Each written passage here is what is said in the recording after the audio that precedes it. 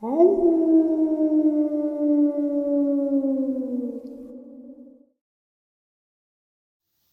greetings and salutations, everyone. I hope everyone is still doing well, and welcome to, depending on wherever you may live or however you choose to read your clock this early morning or middle of the night bonus upload.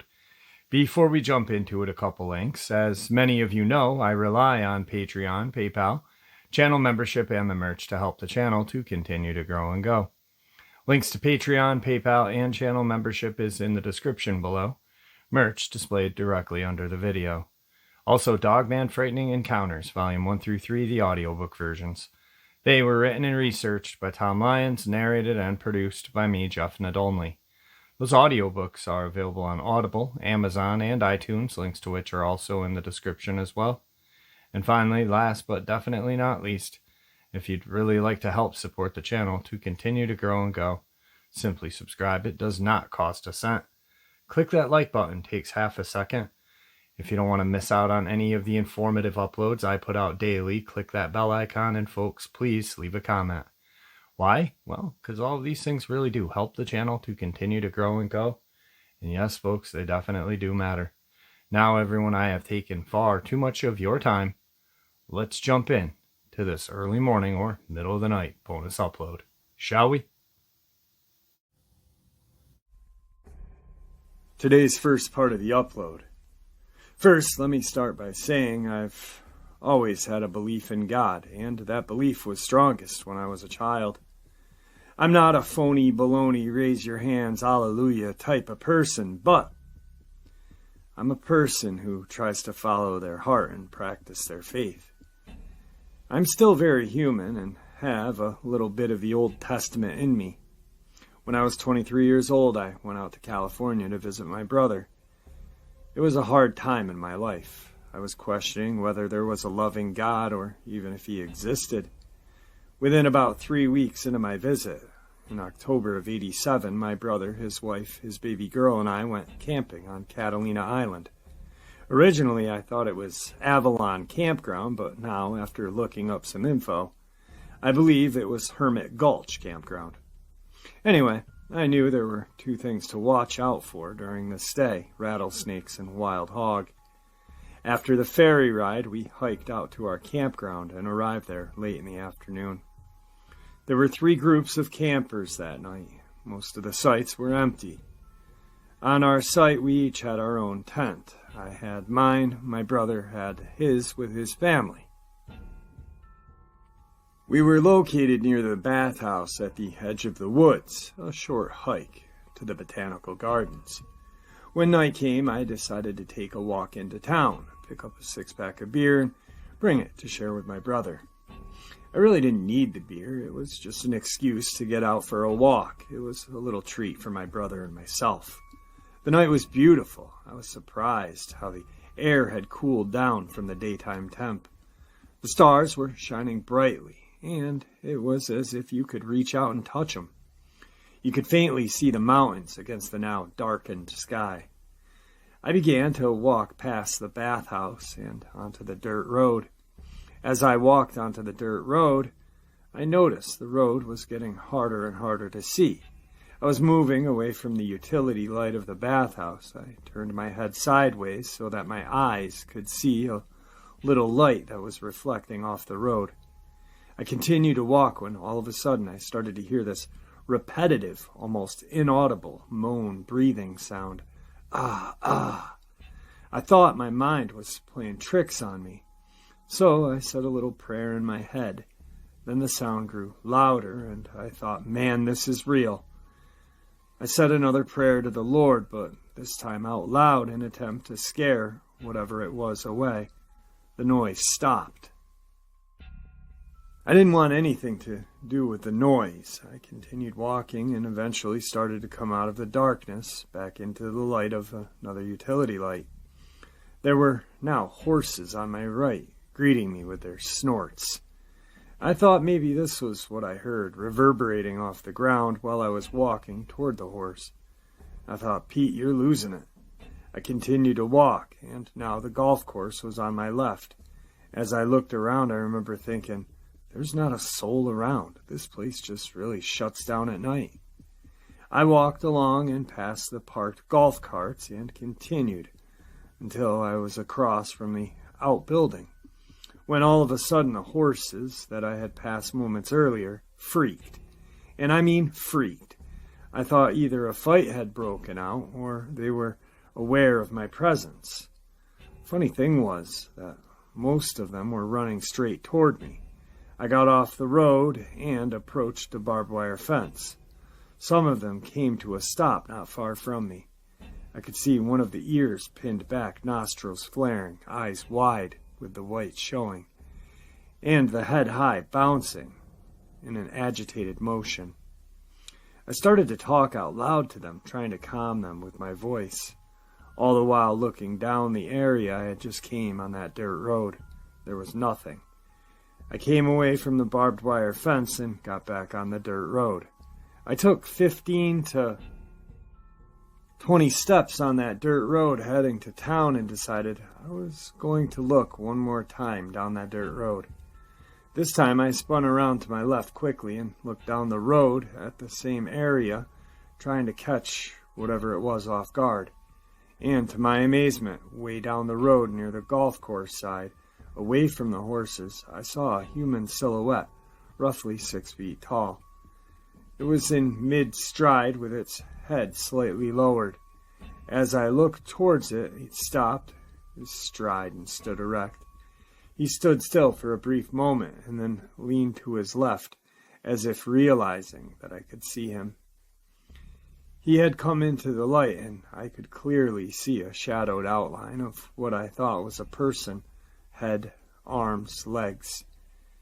He next took off like a professional baseball player stealing second, but instead, sliding feet first behind a small group of bushes, he came into them at full speed in a crouched position, stopping dead behind the bushes.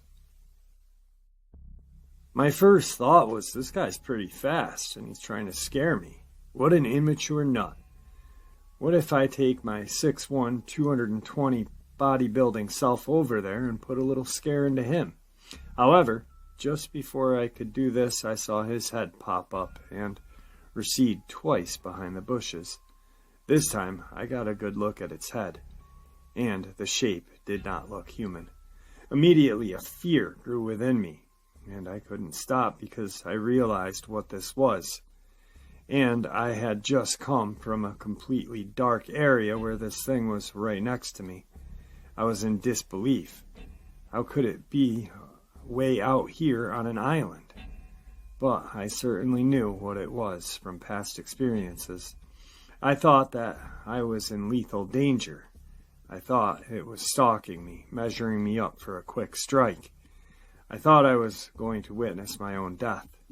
My breathing went up as well as my thought process. I thought quickly, I can't outrun it. I could go out to the outbuilding, break in, but then what? Or I could join the horses because they didn't like its presence. I started to pray out loud, and believe me, my voice was full of emotion. Panic would be an understatement. I was asking Jesus for help. I kept pleading and pleading, and was just ready to give up and run through the barbed wire fence, if I had to join the horses, when my prayers were answered. Let's just say I was no longer afraid. The next thing I observed was the Bigfoot running parallel to me on a golf course. I was trying to look at it out of the corner of my eye, but then I just had to look right at it. This is what I observed while it was running by. The color of its body was either brown or reddish brown overall. Its strides were smooth and efficient. Its palms were open and face down in a slight curled position with its thumbs folded beneath. I think the thumbs were folded. I don't know, the hands were not closed into a fist. As the arms pumped rhythmically with each stride, the open hand snapped back and forth into a curled position. The upper body was erect and leaning forward slightly. There was no heavy breathing. When it ran, I estimate its speed was 20 to 25 miles an hour. After it disappeared into the darkness, I praised God and was thankful that I was still alive. I really wasn't concerned or scared the rest of the walk. Upon returning to camp that night, I told my brother what happened. He had that 1,000-mile stare. I decided to focus on how beautiful the night was and how majestic the mountains were earlier that night. Anyway, who cares? I know what happened. My brother's wife was busy trying to calm down the baby in the tent. We shared a couple of beers, and around 11:30 retired to our respective tents. I was tired. I had a good workout the day before and a long walk to town with much to be happy about. When I got in my sleeping bag that night, I was really feeling good. The beer had also relaxed me, and I drifted off to sleep rather quickly. The next thing I heard was this voice calling my name over and over again. "Pete! Peter! Is that you?" I finally answered my brother, saying, "It's not me." I could eventually also hear these snorting sounds like a pig just outside of my tent. I yelled back to my brother that it was a pig and go back to sleep. Now understand this. I've never in all my encounters heard this creature vocalize, so bear with my thought process. Besides, God had taken care of the Bigfoot earlier. The next thing we heard were sounds from that of a childlike voice. Animal calls is the only way I could describe them. I thought maybe the drunk campers my brother and I had spoken to earlier. I was starting to get angry and scared. My brother and I started yelling, "Who's out there? Knock it off!" Shamefully, there may have been a few obscenities thrown in there.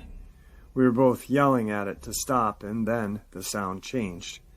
This time, the sound I heard was like a cat in a fight, but only much louder. I was thinking, human? No, that's definitely an animal. I kept going back and forth with this thought. It drowned out 2 screaming adult males. All 3 sounds it made never overlapped and didn't sound like they were coming from ground level. My sister-in-law was hysterical. My brother and his wife were yelling for me to come out of the tent because I had a knife. I was almost paralyzed with fear, and yes, I was praying. I yelled back to my sister-in-law to ignore it. I don't know if what I did next was the most rational thing to do, but I was tired of them and it yelling at me. And what if it was one of the campers pulling a prank? As soon as I unzipped the tent, the noise stopped. When I came out shaking with the knife in hand, don't worry, the knife was just for show at the time. I really don't think I would have used it, even if I had to. I could hear something shuffling the leaves in the woods. My brother then came out of his tent. It stopped momentarily.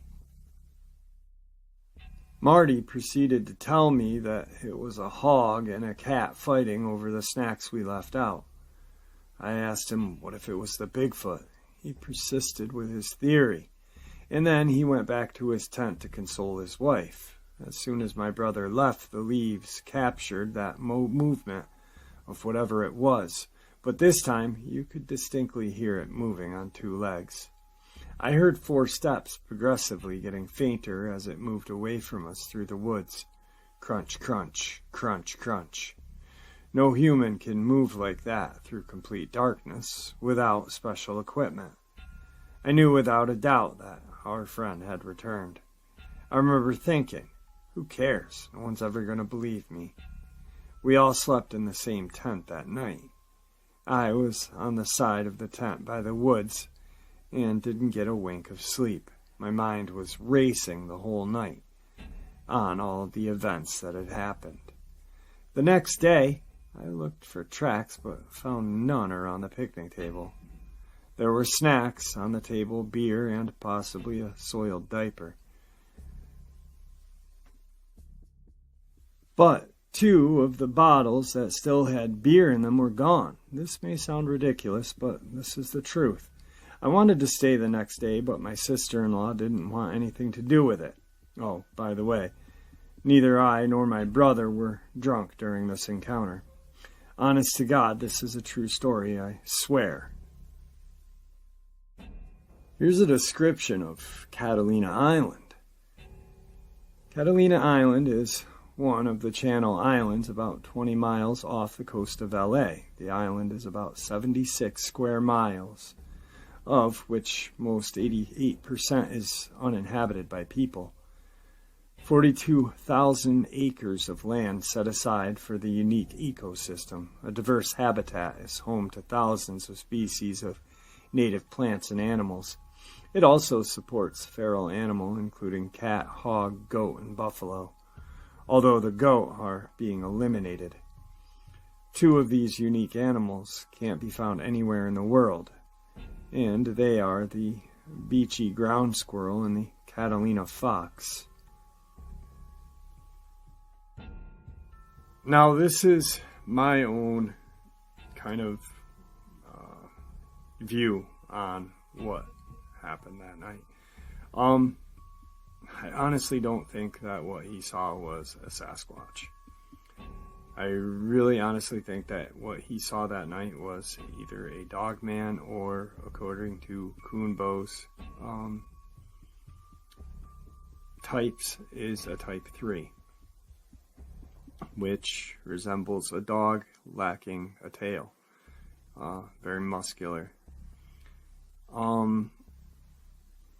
He didn't see the face. The noises it was making were really not in line with what a Squatch makes. More or less with what a Dogman would make. Also, the population of goat is getting completely wiped out on the island. Now, a Squatch will,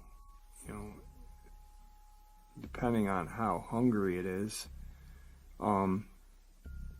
it'll hunt. We all know it'll hunt. It'll hunt deer, but I really don't think that it's going to completely eliminate a whole species. I really honestly think that Squatches are a lot smarter.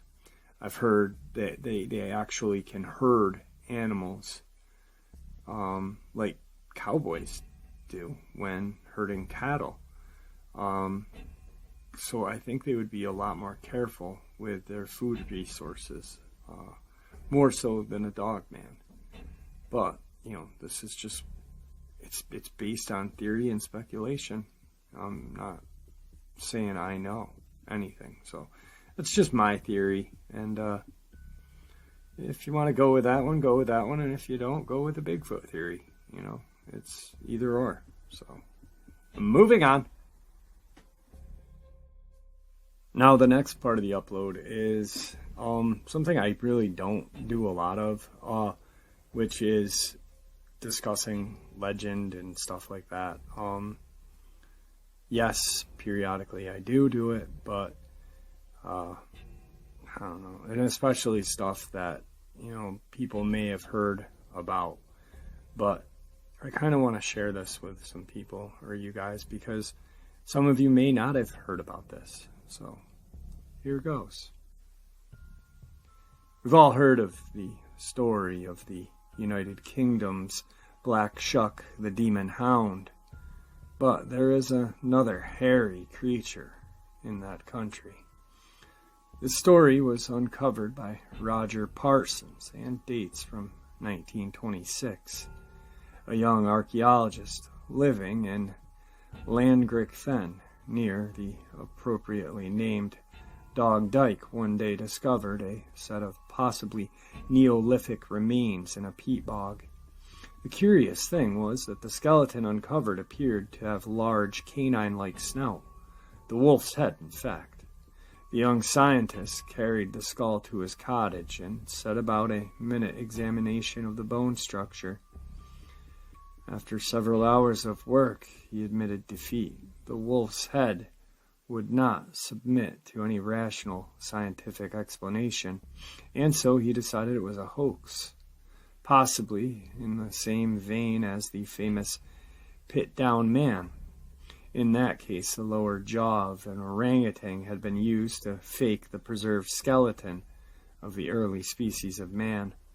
In this case, the Langrick Fen archaeologist believed that the monstrosity he uncovered to be a hoax, got up by a traveling fairground to excite the crowds. Having served its purpose, the thing had been dumped in the fen when the fairground passed by. That night, our scientist friend found it impossible to sleep. A scratching noise, as of a large animal pawing at the ground, came from the back of his house. He got out of bed and was on the point of investigating further when he heard a sharp rat-tat on the window. He snapped his head in the direction of the sound and, to his amazement, saw a dark shadow watching him. This image began to define itself into a form of a human being with the head of a large wolf. Transfixed with terror, the man could do nothing but stare as this thing's thick black lips drew back into a snarl, and its hot, fetid breath steamed the window pane. The creature howled in fury and pulled back its muscular arm, ready to break the glass. In that instant, the scientist recovered his wits and ran for the door. As he fled to the kitchen, he heard the shattering of glass behind him and the paddling of paws upon the bare boards of his bedroom floor. The scientist locked himself into the pantry and curled up, tight, quivering in a ball. All through that night he heard the clicking of long, uncut claws and the shuffling of twisting nostrils. At last, the first hint of dawn crept under the pantry door, and the scientist eased back the bolt and stepped outside. There was no sign of the uncanny visitor of that night before, and the man began to believe that he had suffered some sort of brain fever. On entering his bedroom, however, he found evidence of the supernatural visitation. The table whereon he had placed the skull was overturned, and the window of the room was shivered into fragments. He wasted no time in snatching up the skull and hastened to the burial site. He threw the strange head back into the hole and covered it over with several layers of peat. And from that day, the werewolf of Dogdyke had been laid to rest.